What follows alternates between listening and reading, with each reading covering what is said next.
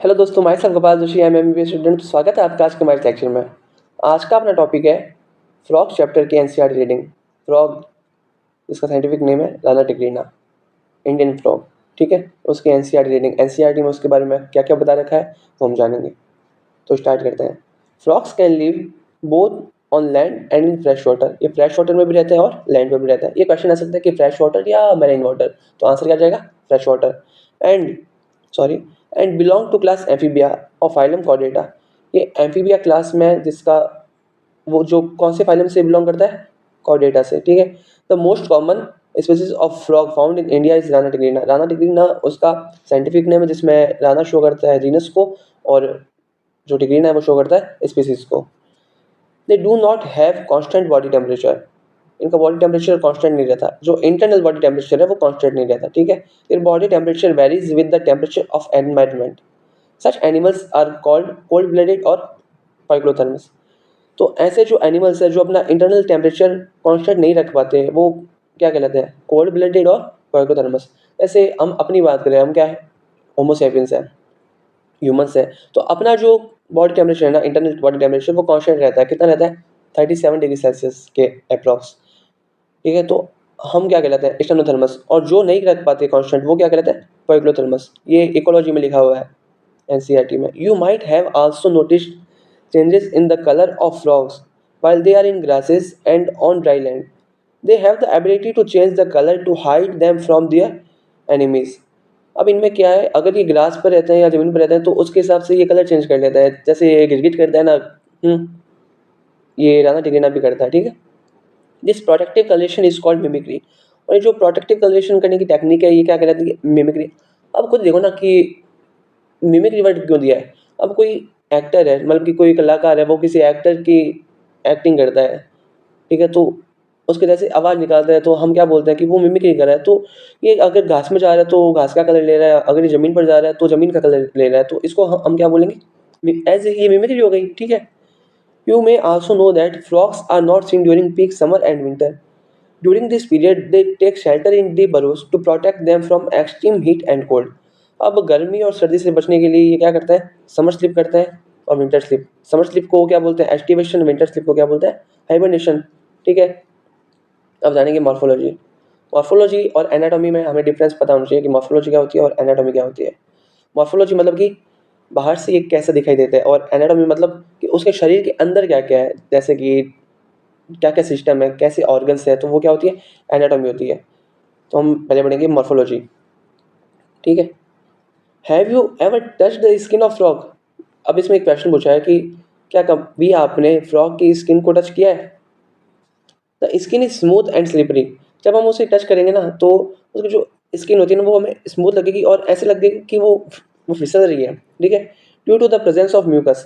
ऐसा क्यों होता है? म्यूकस के कारण। The skin is always maintained in the moist condition. The colour of dorsal side of body is generally olive green. जैसे कि यहाँ पे बता रखा है कि ये कैसे कलर का है? ऑलिव ग्रीन कलर का। ठीक है। With dark irregular spots.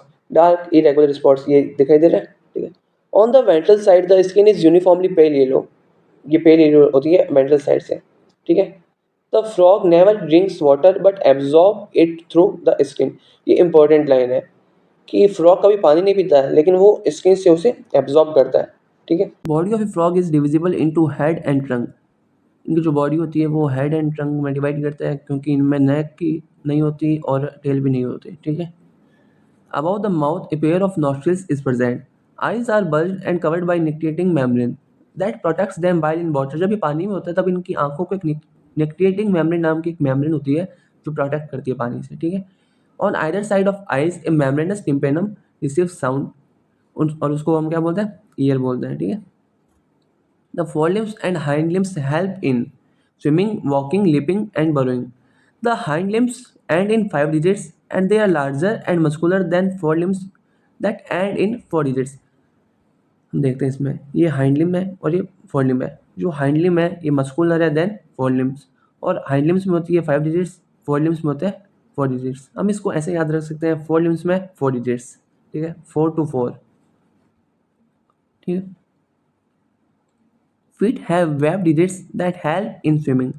जो पाँव की अंगुलियां हैं हाइंड लिम्स की जो अंगुलियां हैं वो स्विमिंग में हेल्प करती है। Frogs exhibit sexual dimorphism.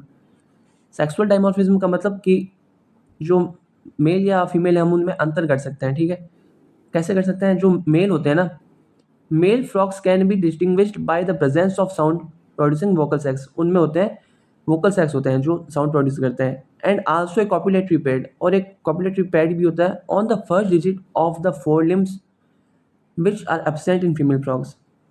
First digit of fore limbs पर एक कॉपुलेटरी पैड भी होता है, किनमें? मेल्स में। तो मेल्स की क्या खासियत है फ्रॉग्स में कि उनमें एक तो होता है वोकल सेक्स और एक होता है कॉपुलेटरी पैड, जो फीमेल्स में एब्सेंट होता है, ठीक है। अब जानते हैं anatomy. The body cavity of frog accommodate different organ systems such as digestive, circulatory, respiratory, nervous, excretory and reproductive system with well developed structures and functions. तो इनमें हर प्रकार का ऑर्गन सिस्टम होता है जो कि वेल डेवलप्ड स्ट्रक्चर में होता है। तो पहले बढ़ेंगे डाइजेस्टिव सिस्टम को। Digestive system consist of alimentary canal and digestive glands. इनमें डाइजेस्टिव ग्लैंड्स भी होती है और एलिमेंट्री कैनाल्स भी होती है।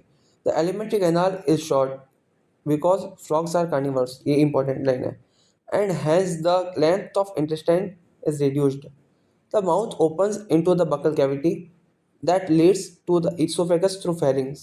Esophagus is a short tube that opens into the stomach, which in turn continues as the intestine, rectum and finally opens outside the cloaca.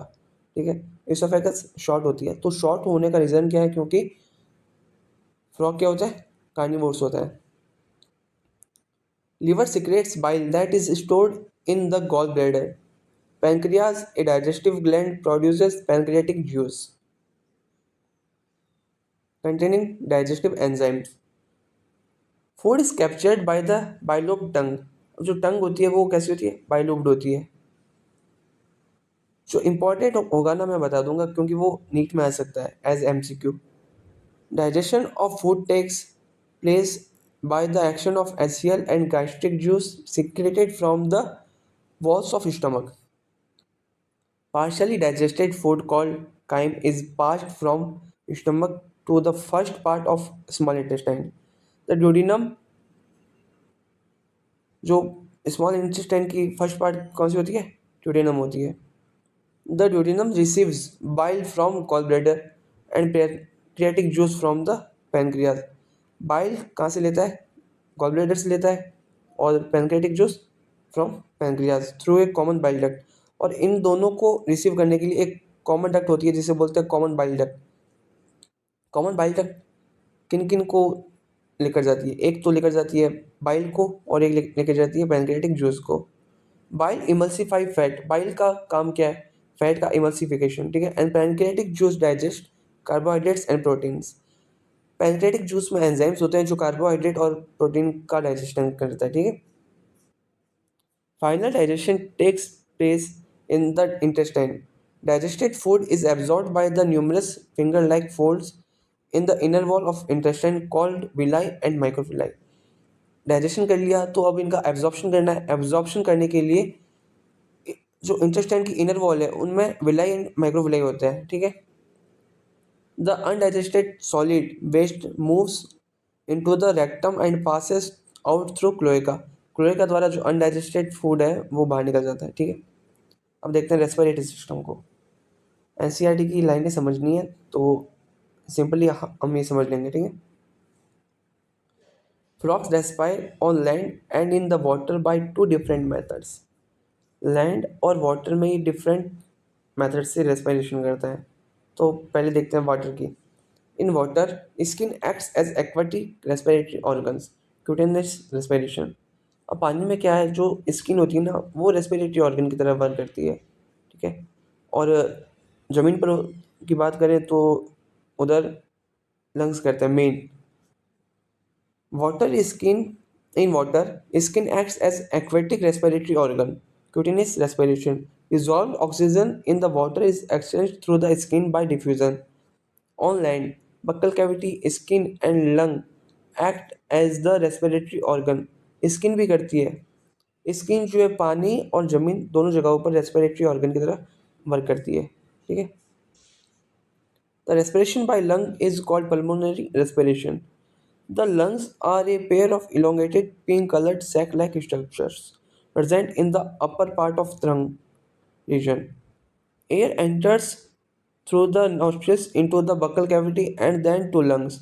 During activation and hibernation, gaseous exchange takes place through skin. Activation और hibernation में क्या होता है, जो skin होती है वो gases exchange करती है, ठीक है। एक्टिवेशन और हाइबरनेशन में भी स्किन करती है, और पानी के अंदर भी करेगी, और जब ये ज़मीन पर भी होती है तब भी रेस्पिरेटरी ऑर्गन के रूप में काम करती है। स्किन हर जगह पे करती है। अब देखते हैं vascular system. The vascular system of frog is well developed close type. कैसा होता है? क्लोज टाइप का होता है।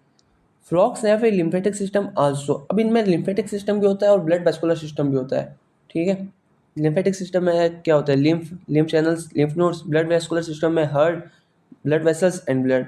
इनका जो हार्ट होता है वो 3 चैम्बर्स होता है, जिसमें 2 एट्रिया एंड 1 वेंट्रिकल होती है, और जो हार्ट को कवर करती है मेम्ब्रेन, उसका नाम होता है pericardium. A triangular structure called sinus venosus joins the right atrium.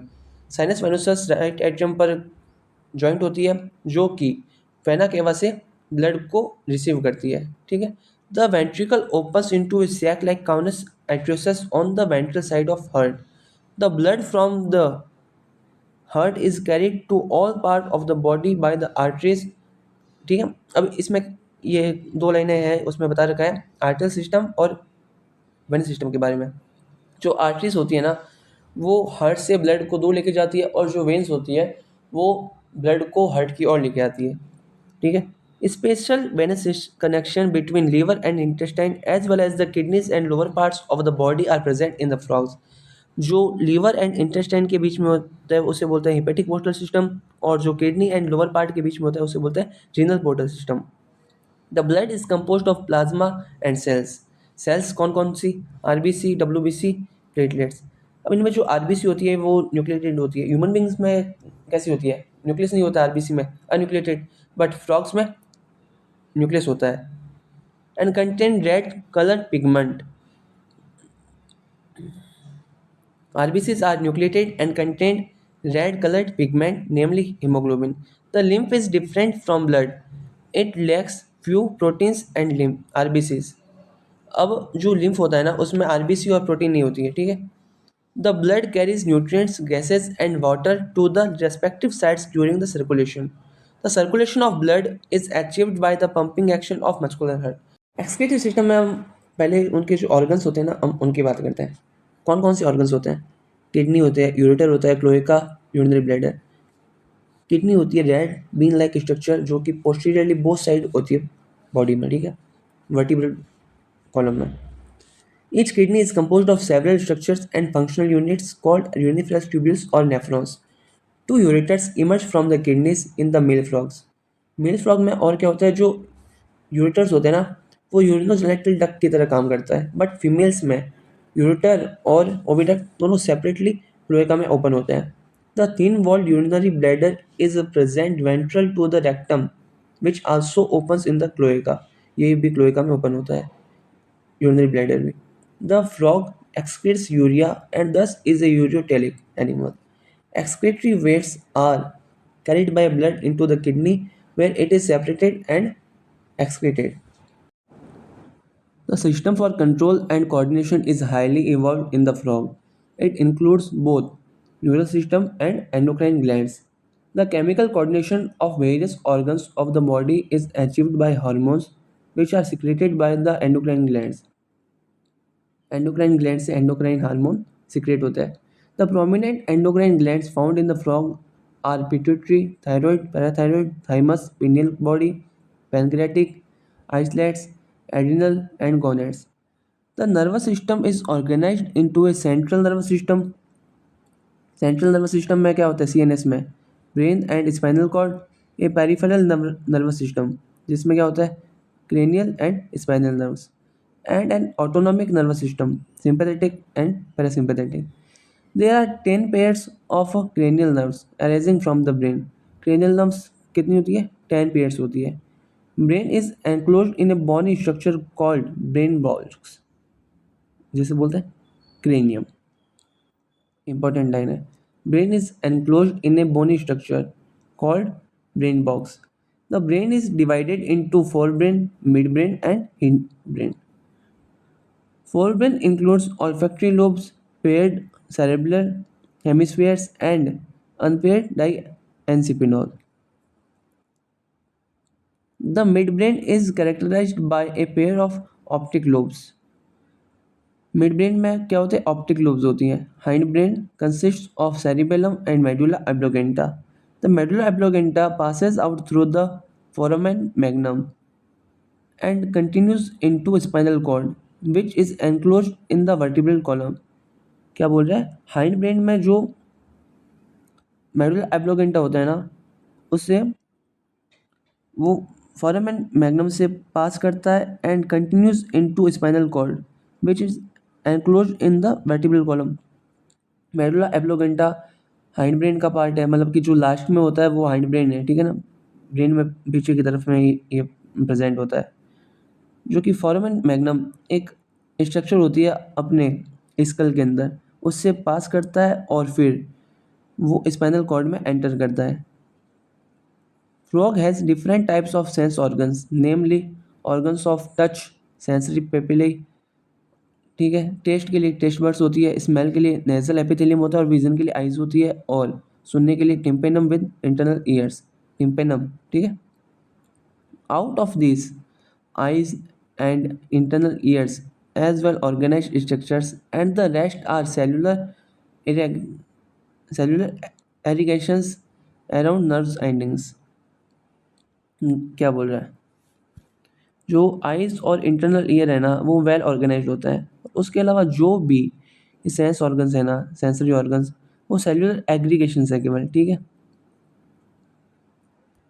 Frog has different types of sense organs. इनमें सेंस ऑर्गन्स होते हैं. सेंस ऑर्गन्स का काम क्या होता है? ये फील कराता है, जैसे टच को फील कराते हैं, टेस्ट को फील कराते हैं, स्मेल को फील कराते हैं, ठीक है. टच के लिए सेंसरी पेपिलाe, टेस्ट के लिए टेस्ट बड्स होती है, स्मेल के लिए नेजल एपिथेलियम, विजन के लिए आइज, और सुनने के लिए टिम्पेनम विद इंटरनल ईयर्स. उनमें जो आइज और कानों को छोड़कर, आइज एंड इंटरनल ईयर्स को छोड़कर बाकी सारे केवल सेलुलर एग्रीगेशंस होते हैं, ठीक है. Eyes in a frog are a pair of spherical structure situated in the orbit in skull. और ये सिंपल आइज होती है, possessing only one unit. External ear is absent in frogs and only tympanum can be seen externally. The ear is an organ of hearing as well as balancing. जो कान होता है ना, external ear तो इनमें absent होता है, और जो कानों का जो काम होता है वो सुनने के साथ साथ इक्विलिब्रियम का भी काम होता है. वो बॉडी को एज ए हम कह सकते हैं कि वो बैलेंस रखते हैं उसको, ठीक है. अब बात करते हैं रिप्रोडक्टिव सिस्टम की. Frogs have well organised male and female reproductive system, ठीक है. Male reproductive system, male reproductive organs consist of a pair of फेलोस्ट ऑफ ए टेस्टिस. अब ये जो डायग्राम है इसमें देख सकते हैं, ये टेस्टिस होता है, ये पीले कलर के होते हैं, ठीक है. which are found adherent to the upper part of kidneys by double fold of peritoneum called mesorchium. Vasa efferentia are 10 to 12 in number that arise from testes. They enter the kidneys on their side and open into Bidder's canal. Bidder's canal कहाँ पर होती है? Mail frog की kidney में, ठीक है. Finally, it communicates with the urinogenital duct that comes out of the kidneys and opens into the cloaca. The cloaca is a small median chamber that is used to pass fecal matter, urine and sperms to the exterior. Cloaca से क्या क्या बाहर निकलता है? Faecal matter निकलता है, urine निकलता है और स्पर्म भी निकलता है, ठीक है. ये है male reproductive system. Male reproductive system में हम देखते हैं कि ये टेस्टिस है जो कि किडनी से एडेरेंट रूप में अटैच है, ठीक है. ये वासा इफरेंशिया हो गई, 10 to 12 होती है, 10 to 12 पेयर्स होगी, ठीक है. ये क्लोएका हो गया पूरा, ओके. हमने देखा था कि जो मेल रिप्रोडक्टिव सिस्टम और फीमेल रिप्रोडक्टिव सिस्टम में डिफरेंस क्या है. मेल रिप्रोडक्टिव सिस्टम में एक होती है यूरिनोजेनिटल डक्ट, ठीक है, जिसमें ureter as a urinogenital duct के रूप में काम करता है, बट वो फीमेल में दोनों सेपरेट होता है. ओविडक्ट और जो यूरेटर होता है वो सेपरेट होते हैं, ठीक है, ये पढ़ा था ऊपर। The female reproductive organs include a pair of ovaries. The ovaries are situated near kidneys and there is no functional connection with kidneys.